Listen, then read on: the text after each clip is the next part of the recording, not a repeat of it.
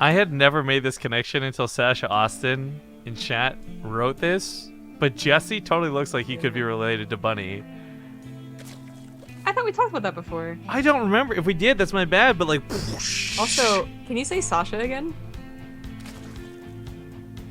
No. Say it. Ladies and gentlemen, welcome back to the Ting Open. I don't feel like I said it wrong, but you're gonna make fun of me for it. It's like, sorry. It might be a Canadian thing, though. Sorry. Yeah, exactly. Like, sorry. And I want to get chat's opinions. Sorry has an O in it, so you pronounce it with an O sound. If you're American and you say sorry, like, I'm sorry that I spelt sorry with an A for some reason. Like, it's But got how do an you O in pronounce Sasha? it. Scarlet. Bly. Sasha. Bly. What did I say? Well, it doesn't sound Okay. weird. I'm saying it the way you're saying it. That was, yeah, you said it differently the first time. And I couldn't Sasha tell Austin. if you just, you know, in a string of words, or if that's the way that Canadians say it. Well, off with you. We got a great match in front of us. Don't ruin it. In the top left side, representing the Blue Zergs across the land, we've got Cham. Coming up from, of course, the, I'd say, underdog part of this. But we'll see how he does. Oh yeah, definitely. The bottom right, as the red Protoss, he is Neeb. And he's already opened a little bit interesting to me. The two gateways and such, of course, not at all strange, but the fact that he's built everything down here. What are your thoughts on this? Just looking to be a little more aggressive, super early on, I guess. Getting those two adepts. Excuse me. As opposed to, you know, gateway then the Nexus. Well, I'm not talking about the build order. I mean more just having it on the low ground like this. I almost feel like... Oh, I feel like if you're going to go for the aggressive opener, you always should go for the low ground wall off. Maybe. I just... It's interesting because I don't know how much Neeb and Cham know each other. Cham showed a lot of all-ins previous, and I just feel like this might be a dangerous... Was that actually the case? But no, it's a third hatchery coming down at Cham. I guess Neeb had gone about his way to scout at least the openings. He didn't see the third base, though. I guess that's a good enough point, but okay, well, you get away with it, and of course, Cham's the one that sees the aggressive opener. It's not an all-in. It could lead to an all-in, of course. You know, at some point, Neeb could set down 5 more gateways, but it is going to be adepts early on, and you gotta make lings that's already like damage, quote unquote, and you gotta make sure they catch the adepts before they get into a good mineral position, which they're just trying to get into. Well, this goes on. Someone was asking who won Season 1 of Ting. Actually, Rogue ended up winning it. Mana placing second place. And, of course, Mana, Rogue, and then Snoot and Masa were all invited back for Season 2 because they were kind of the kings of their respective regions. Snoot rocked the wild card. Masa rocked North America. Mana for, of course, Europe. And Rogue for Korea. It's actually going to be really interesting because Masa is waiting in those groups, and I do wonder how he'll fare versus Neeb. He's actually had some pretty good and somewhat close series against Neeb in the past, but I don't know. Neeb's looking better than he ever has. Yeah, for sure. Cham deals with that fine. Like, only one drone went down, but unfortunately, I think he made a few too many lings. Like, I don't know if that was super necessary, but point is, drones did not get target fired. He pulled them, he moved them, lings were on top of it, and he's fine. Oracle follow-up is gonna have to get some spore crawlers down for that, as Cham did scout it, just hasn't, you know, put him down yet. Oh, that poor drone. Proxy hatchery at 4 minutes. Standard aggressive fourth base build timing. No, that's nice clickerino. Spore crawlers coming down in the mineral lines to make sure that nothing too bad's going to follow this up. I think for the most part, you know, most Protoss are going to be doing Stargate builds in general. Neeb actually had this scouted straight up too. So for Cham to do this, I like. But the question always is, like, what is coming out of that Stargate? It could be a lot of Phoenix. It might just be the Oracle. Yeah, we see Neeb open up I think, well, any Protosses, that is, open up a few different ways. So Oracle only, Oracle and a Phoenix, and of course just Phoenix. Plenty of different options. With the Oracle coming in here with the Adept makes this a much stronger attack. This is only off of 2 gateways still, but it has a lot of power with it. They can even take on the Queen, especially with the help of that Oracle. I actually don't think he should be engaging these lings right now. Actually, there we go. I like that he pulls these back, but he's got to wait for these extra 24 to come out. This snowballs quickly if he loses the first batch. Does get the Adepts a little bit low, maybe hoping to hit him as the shields are still on cooldown, not regenerating. Gets on top of this in the main, but the Lings are flooding in like 2 or 3 at a time and easily being dealt with, and that's the problem with trying to deal with the Adepts. Unless you're hitting them with a big consolidated force, they're going to get damage done. Now, it looks like some of them are getting low, and he might just clean these up, barely. 5 drones still go down through this. Okay, alright, so that's now 6 drones total, including that one odd scouting drone, for 8 Adepts, but 42 Lings, too. So that's where I think it's okay. If it was only the drones and like 15 Lings, I actually don't think Adepts are worth it. But they took a lot of Lings with them, Whoa. and now this counterattack isn't as powerful. You said 42, it didn't register with me, but yeah, 42 drones, Lings died, jeez. That's a lot. He took some good engagements with it. So his third is going to get up. You know, if he didn't take down that many Lings with him, it could have been canceled with just such a small force that Neeb has. In fact, it's still a little scary. Actually uses the force field to make sure they don't run into his base, which would have been harder to clean up. And only loses 1 of the sentries for it. Zealot with 3 health too, got mighty low. But Mighty low. well held off. We got Norgret coming in chat, basically saying Cham will never win. Ooh, well, I mean, you might not be wrong. Neeb is pretty good. Yeah, bets right now are sitting at about 18k for Neeb and about 3k for Cham. So Cham wins. It's gonna be a pretty big payout. That's for certain. Those are like the exact numbers for the Neeb Major Series. I would have expected to be a little different. Either that was at a glance. They just locked in mods, just closed the bets. It's actually 9,000 on Cham. oh, whoa, what the hell? 17,000 on Neeb at final count. I was gonna say, because either Cham gets a lot lower, like only 1,000 because people don't know him, or he gets more because it's a different matchup. So, okay, that makes a little more sense, I guess. Well, the immortal count is starting very early on at double Robo. So that it'll be like very, very high by the time Cham even thinks about moving out here, and he's getting upgrades, so it's not going to be soon. It'll be in the next like minute. Neeb won't have a lot of fodder for those immortals, but that's where Photon Overcharges on the top of the ramp can come in, of course, and just, well, emergency adept warp-ins as his production finally gets started here. It does look like Cham is going to go for an attack, by the way. I still think he wants to wait for the upgrades, but making a lot more roaches at a pretty decent drone count, you know, 61, but not advancing his tech is where it gets... There's just going to be so many immortals by the time he's ready to hit, though. Yeah. That's what I was worried about, yeah. I mean, Neeb might not have gotten his robos on the front, like most Prodosses, and maybe Cham misread that, as, like, maybe he's not going for double robo right off the bat, although, like, 90% of Protoss builds included at some point. Or he just is really hoping this will overpower. Now, he's not going to go through the middle of the map and give Neeb the opportunity to set up pylons the way that we usually see, but Neeb still has a bunch of pylons on the left side of his Nexus, so this is even worse, actually. These are a lot more pylons than you would have had if you had just gone through the middle.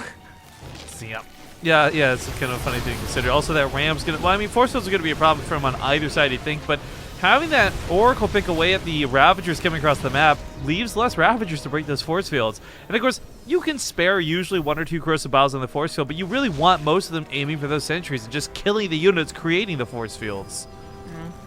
Cham still has that army supply lead, but I already feel like this isn't gonna work. Force field's still available, Blink is now done, the Immortal count's very, very good, and free scouting with that Oracle. Yeah, really awkward start to the engagement too. Lynx didn't quite know what they wanted to do, and I think Cham wasn't sure if he wanted to commit to this, but becoming very, very clear that this fight will not go well for him. There's so many more force fields where that came from. Most of the cannon fodder is now gone, and these Immortals, they haven't even had their barriers triggered. A couple of them have, but like for the most part, they're all still good to go. They're all still ready to fight. He's getting a little bit cocky moving out, but he blinks south to try and get to the side of this. Now the Immortals have their barriers popped, but that's the whole point. You knew that they could take the hits. I was going to say, it was very interesting watching Neeb not back off from the corrosive biles, but just very, very tiny splits instead of moving his entire army back, which, you know, gets them a few more shots in. Of course, I think he would win either way, like super good micro or not, as his army was just really good. I think that early game damage, it wasn't pure drones, but the Ling still was a lot to put Neeb in a good position, and Cham's all in here is not working. This might just be pushed to win. Even if the upgrades are in favor of Cham, which they will be for like 25 seconds. Whoa, there's like a face. How have I never seen this before? What? On the ground. I'm looking at the ground. Yeah, we'll go over it after. Hang on. Fight does commence on top of said face. Blink Stalker's just kind of maneuvering on the backside. The Immortals aren't even engaged in the fight till like right now. Kind of showing you just how much power Neeb had coming into this. Now perhaps a little bit silly with the Stalkers, but regardless, the Immortals, once they got into that fight, the Roaches just melted like butter, and this was not a good fight for Cham. No, it was not. It's going to be a quick 1-0. Okay, really quick, here's the face, guys. Look at this. This is like a mouth here. It's like going, ears. It's the head. Whatever. Okay. So game 1 goes for Neeb. I don't think that's super surprising. What's map 2 going to be? I'll get the intro loaded up here real quick. Frost. Frost. Okay. I don't have an intro for that one, so we can just get into it. While we do get into this, you guys have seen a couple of ads for Ting at this point, and of course, we've talked about them sponsoring the event. I do want to remind everybody, though, that whether you're signing up to use their services, whether you're cashing in that $25 in credit on their store, however you want to use it, our goal this season, before it's all said and done, is to get 40 people signed up for Ting in one way or another. Again, you only have to try as little as 1 month. You can buy something from the store. But if we get 40 people going with Ting, they're going to give us the option of a Season 3. This is the exact same deal they gave us for Season 1, which was nice. And we, I think, ended up with something close to 60 at the end of it, which is great. This season starting off a little bit slower. Maybe we already had everybody who is in America, all 60 people watching our stream from America, sign up for Ting, and we don't have any more in us. But not to say it's a good or a bad thing. I just hope we can get 40 people in total so that we can get another season of Ting. It's still the round of 32. A lot of games, a lot of groups to still go through, however. Spawning here in the... Oops, why did that not turn on the score? There we go. Spawning here in the upper left side of Frost, though. He's up 1 point. Give it up for Ting Zone, Neeb. The bottom left as the Teal Zerg. He is Cham. So, a lot of discussion in chat about the amount of points that have been bet on Cham. The odds being 2 to 1 and whatnot, but I actually think there's probably a good chunk of people here who are kind of like Fear Dragon, and it's the bets are not going towards what they think will pay out the most, but they just want to support their player, and this is their lending Goku Spirit Bomb energy way of doing it by placing all their bets on Cham.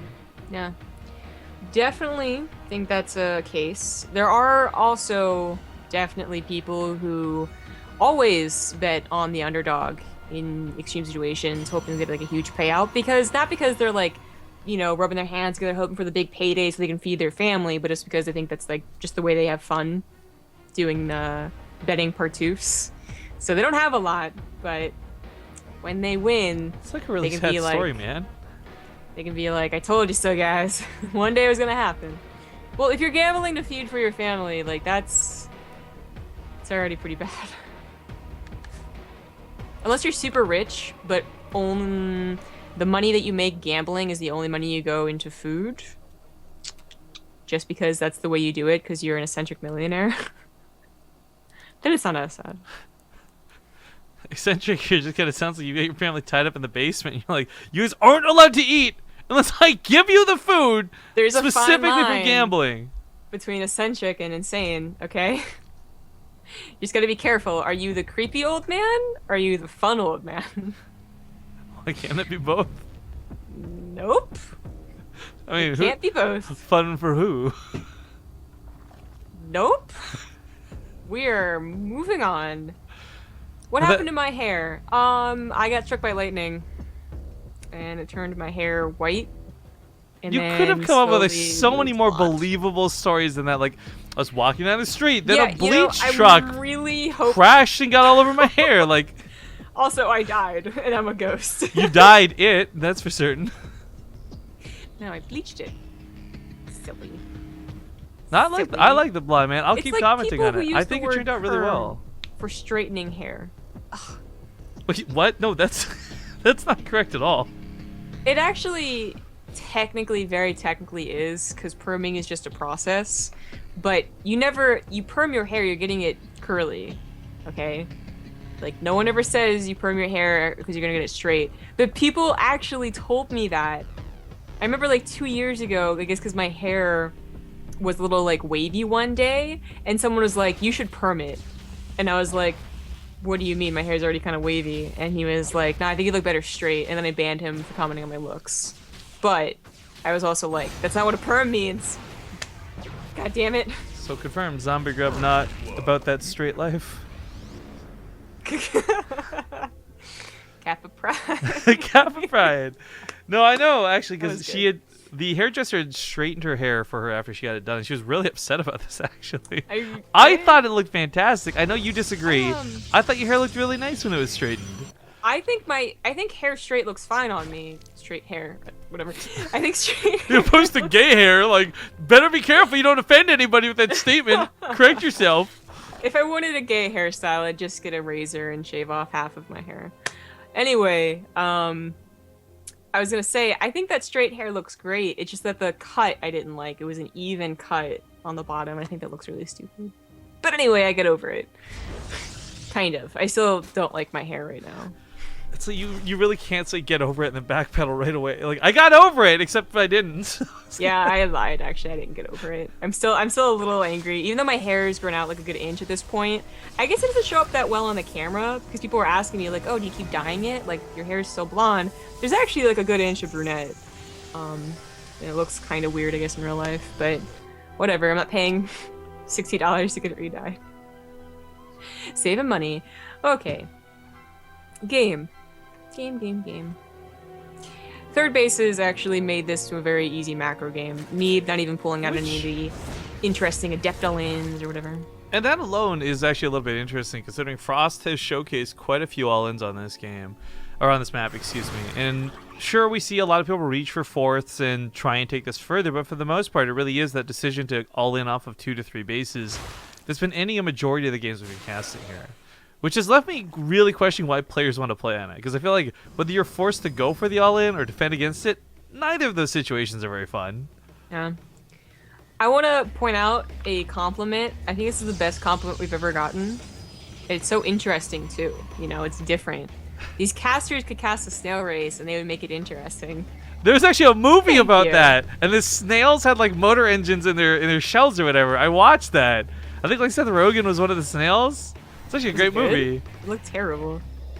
It was terrible. Oh, okay, I was gonna say. We have a Spire on the way, speaking of interesting things. Feels like it's been a while since we've seen this in ZvP, despite its, you know, its potency. Like, if they don't scout it, it can just win games straight up. It just, doesn't seem preferable to going for Banelings, for instance, which have been the new, they're so hot right now, type deal. Okay, Mugatu, calm down. Mugatu really is a good villain name. Like, I'm gonna give one thing to Zoolander. It's the villain name. There's about a million things I would give to Zoolander, but that would be the villain name. No, definitely not. All right, Adepts coming in en masse. So we were questioning about the all-in, and that it down in our mind. Neeb's got, how many Adepts is this? 25. I don't even need to commentate, just to let you guys know that Cham's lost this game. Like, he's going for the base trade. He's gonna bring probes or drones away, but you know. Oh, you know, man, I mentioned not doing an Adept all-in, but he did actually do the one that we saw in Dusk Towers. Right. He made more gateways and not a second robo, and it's working. My point for this is, like, I really like the idea of trying to get the mutas out, and were they already out, he may have actually had a chance to hold this. But unfortunately, it'll take the mutas so long to clean up the Adepts. They'll have cleaned his clock well before everything gets dealt with. Other side of the map, he's holding perfectly fine. Third base untouched, natural base untouched, and Cham's just bleeding out drones every which way. A lot of this has to do with the Adepts. The all-in factor certainly is tilt-inducing to watch, but this has a lot to do with the way Cham chose to play. GG gets called, and as we see, mutas are not perhaps the best thing to get in this instance. Well, yeah. You get them a little sooner, maybe. Like a minute and a half sooner. Yeah. Either way, Neeb now takes a very nice 2-0 lead. Not over yet in what is the fastest group we've had so far. Go to a small break, and we'll see you guys for game number 3. I should mention, by the way, while we don't have anything fantastically amazing or phenomenal happening tonight, we do have a clips contest going on that will come to a conclusion tomorrow after our cast, for the first week at least. And if it all goes well and good, we'll perhaps open it up for the round of 8 or the round of 16. But if you guys want to learn what I'm talking about, type ! clips in chat. There's a chance for you guys to win some Amazon gift cards, some Twitch turbo codes, and all you got to do is watch the channel, basically. But that being said, spawning here on the bottom left side of Invader, he's on his last life here for the winner's match. Should he lose, he goes on to fight against Major. We'll see if he can bring it back. It's Cham.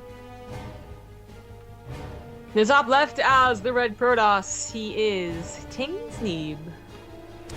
And we actually have some people just straight up tweeting at us, like, clips of that all-in and stuff. And again, I go back to the point where I'm not saying Protoss is or isn't broken, okay? I have no comment in that regard. What I am saying, though, is that if you're not prepared for an all-in, it's gonna work. It's like, it's about as simple as it gets. Yeah, I just view it as like a Roach Ravager attack before the meters are out. Like, there's really not a lot of complaints for that specific game, but as I brought up, it is... I want to see more games with that specific all-in, because I think we've seen it twice, maybe 3 times now. I don't remember what the one versus TLO was, to be honest, but I know we saw it versus Snoot, because that's where I brought it up. And Snoot had Banelings, but he only had like 6, and he also wasn't prepared. So I'm not sure what the answer actually is. If it is mass Banelings would be better. If it's mass Roach Ravager would do fine against it. I'm trying to remember. I'm actually thinking, wasn't that Neeb as well versus TLO, or was that Mana? Point is, it was Frost, it was the Adept all-in, and TLO was even at Overlord's drop and Banelings, and like even that wasn't enough. But I couldn't remember if that was a it was a 2-base Adept all-in that doesn't saturate the 3rd, or if it was the specific like 11 gate, no second robo, 3rd's pretty saturated build that Neeb does. Like, because there's so many variations, right? There's been so many variations of Adept all-in since they're since they were first came out. Like, there were so many different timings on the Warp Prism versus Terran, and Adepts are far more manageable now than they ever were. Well, yeah, that's certainly true. But the only version of the Adept that wasn't good was the very first version that had an upgrade that would let them bounce an attack, but only if they killed a unit. By the way, who thought that would be a good idea? Like, having a bouncing attack period would have been cool. It'd be like the Huntress of the Moon or whatever from like Warcraft 3. But like an attack that only bounces if you kill something. I was just like, are you serious? What? Who? Why? Game designers, man. Game designers. Adepts. Oh, not gonna be an issue in this game, apparently. No, Neeb's gonna go for a different type of dirty. Yeah, this is actually the time where if he wins at this, you can just say Protoss all you want, guys. Of course, because this is, I mean, again, like there's so many different Adept all-ins. It's really like some are easy to scout because you get an Overlord in there and you see that there's 7 gateways on 2 bases, and you're like, this is suspicious. And there's gateway all-ins that they just are missing maybe like a gas or something. I remember those existed in Heart of the Swarm, and those are super hard to scout. Here, it's a hidden structure, and they could, I mean, if they had to, they could fake out the Twilight Council even researching, although this one actually is going to research Resident Enclaves, and it's really hard to tell that they actually have a Dark Shrine hidden somewhere. Like, what timing is offset for it? Maybe like their gas guys are a little bit, like maybe their 4th gateway a little, like what can Cham actually scout that will be like, okay, I gotta go check for a Dark Shrine on this gigantic map. There's so many places to hide something. This is where Blizzard needs to just have something where, like, if a Dark Shrine's building, all the pylons turn slightly blue or something. It's like, that's how you read it. That's how you're like, okay, the pylon's a lot bluer than normal. I got it. There's a Dark Shrine somewhere on the map. Yeah, I wish. Unfortunately, yeah, that's not the case. It's interesting to see Resonating Glaives being invested to behind this, so there's still going to be Adepts in some variety. What I really like about a Dark Shrine, though, and this is going past it, like, let's assume Cham holds. It doesn't look like he will. There's no detection. There's no layer. He's probably going to die to this. But let's say he does hold. What I like about DTs is they can be used pretty cost efficiently for Archons afterwards, and that's when you get the ball rolling with that Adept. Right. Follow up with Zealots, with whatever. But no Spore Crawlers now, no layer. Cham is not a good spot. If there's Ravagers, you could at least argue like maybe Corrosive Biling, but that's not even an option. The Spore Crawlers to start up could probably just focus down too, funny enough, but he's going to get a lot of drone kills while that Spore Crawler finishes up, and Cham is just feeling the burn. 14, 15. Cham's gonna try an all-in, but of course he has a problem where defensive DTs in last ditch scenario could go ahead and deal with it. So, Queen is the only thing left behind, and 2 DTs could actually take her on, or not. I was gonna say, I don't know if they will. They could just focus on the drones, but GG's gonna get called. And 3-0 is gonna be the score. Neeb will make it out first place in the group. Perhaps not so surprising. But now we have the match that I think is probably the more contested one and the one I'm more interested in. That's going to be Cham versus Major. Yeah, No, unfortunately, everything tonight's been like really one-sided. 3-0, 3-1. We'll see if this one maybe gives us a 3-2, but c'est la vie. Guys, stick around. We're going to go to a break, sponsored break. This comes from our sponsors, Ting. You guys know what to do. Check out, the best thing about, by the way, Ting, is they're very honest, and that's what I like quite a bit. On btv.ting.com, you claim the credit, whatever, for money, but they also have a savings calculator, and if you can't find yourself saving money with them, they won't try to sell you, like, upsell you their business. They'll tell you to stick with where you are. But one of the wonderful things they'll do, though, is really help you out if you're somebody who doesn't use a lot of data, but uses, you know, you're on Wi-Fi all the time, hence why they're choosing to market it through Twitch. Those are the type of people that benefit most from Ting. So if you're hearing that and that's you, make sure to check it out, guys. But a small break, we'll see you soon.